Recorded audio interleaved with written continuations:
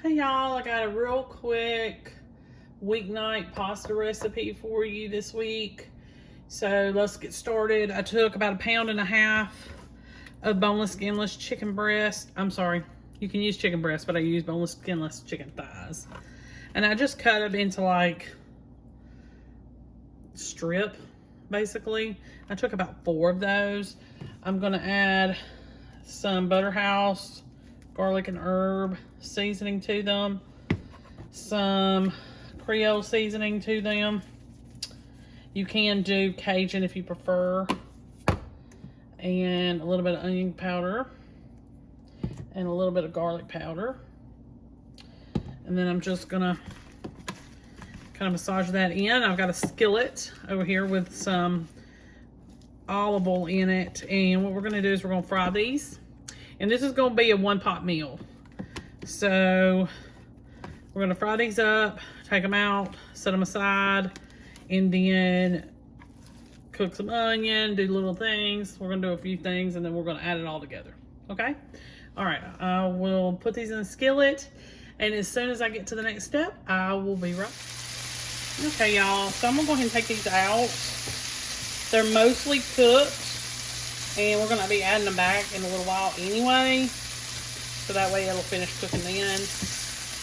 I'm going to take these out. We're going to add 1 chopped onion. And then after that we're going to add some fresh garlic. Let me take these out real quick. Alrighty. Set those aside. And put this onion in there. If your onion starts to stick because you don't have enough grease, you can add just like a little bit of oil, just a little splash. All right, let me finish cooking this real quick. I'll be right back. All right, I'm gonna add just a little bit of garlic to this. About a teaspoon or so, so that's about a clove, maybe a clove and a half. Of fresh, add that.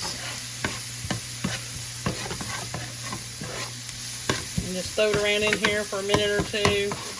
Your onion's going to finish cooking, so you don't have to worry about that. Also, we're going to add a little bit of tomato paste. Give it a little bit of flavor, a little bit more depth. Not much. I wouldn't go out and buy a can of it or anything. About a tablespoon or so. Teaspoon, tablespoon, you know.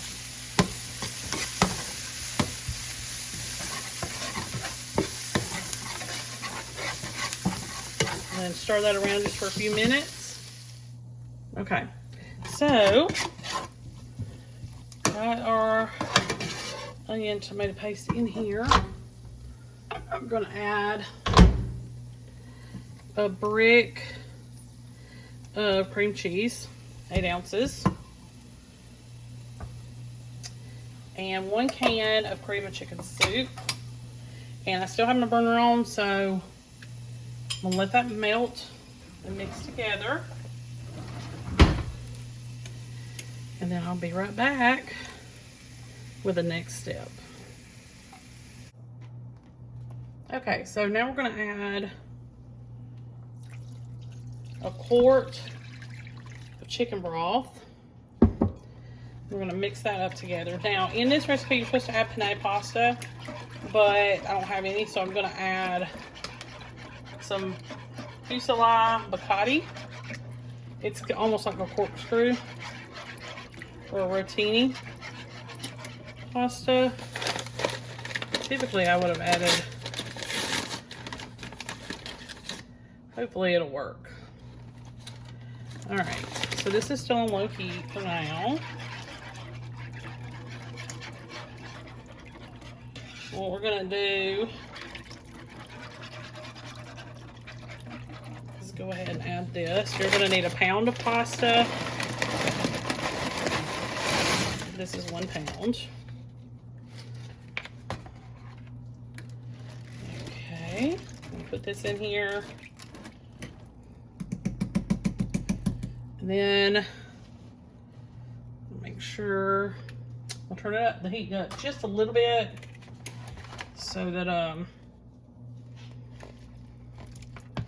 We can speed this up a little bit. We're gonna turn the heat up, bring it to a boil. Then we're gonna put it down, let it simmer for about 5 to 7 minutes. And then we're gonna cover it with a lid and let it cook the rest of the way like that. So everything should be good and done. 1 pan pasta, some very little ingredients. It's gonna have it's gonna be full of flavor and real rich. So I'm gonna bring it to a boil and then I'll be right back.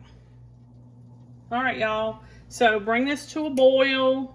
Let it boil for about 5 to 7 minutes. Cut it down to a simmer.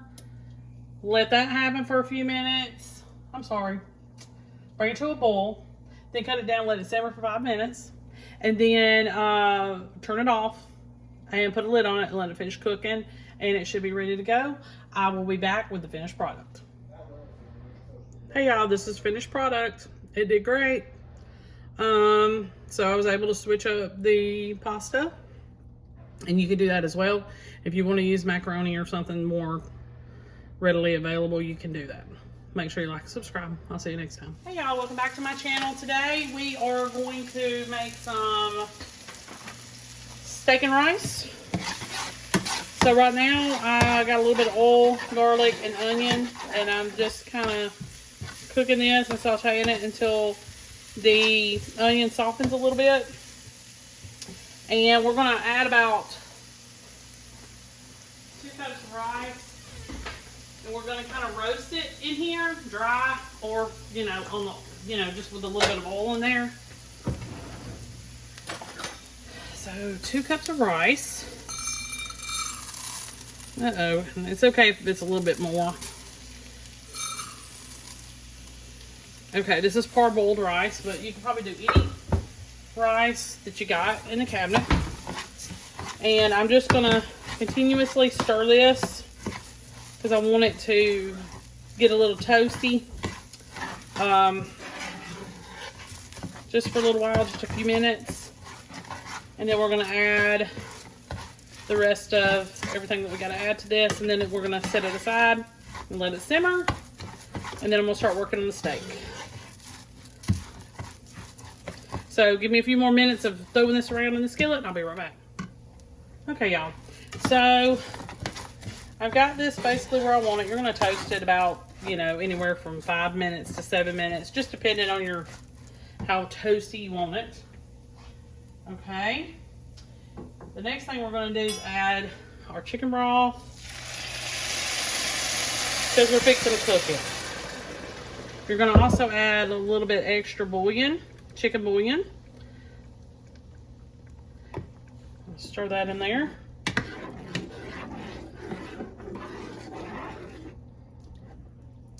And then I'm going to add some tomato sauce.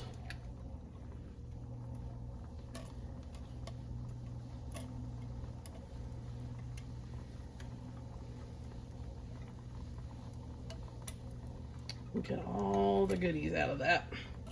All right.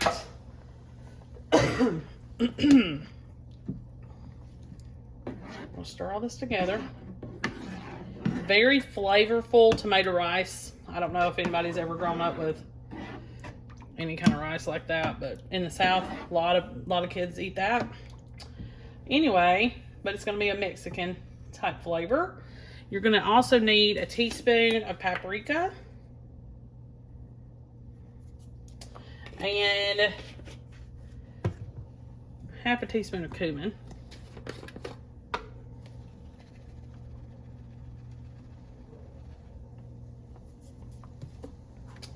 I'm going to salt and pepper this.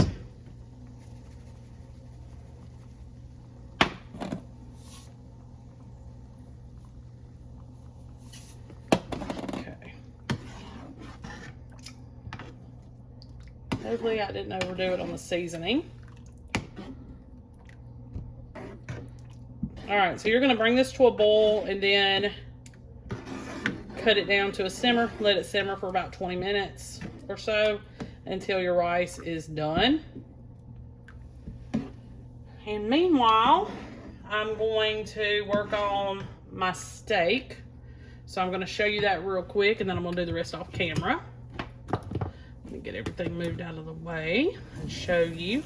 So I took a sirloin steak and cut it into strips, and I put it in this pan.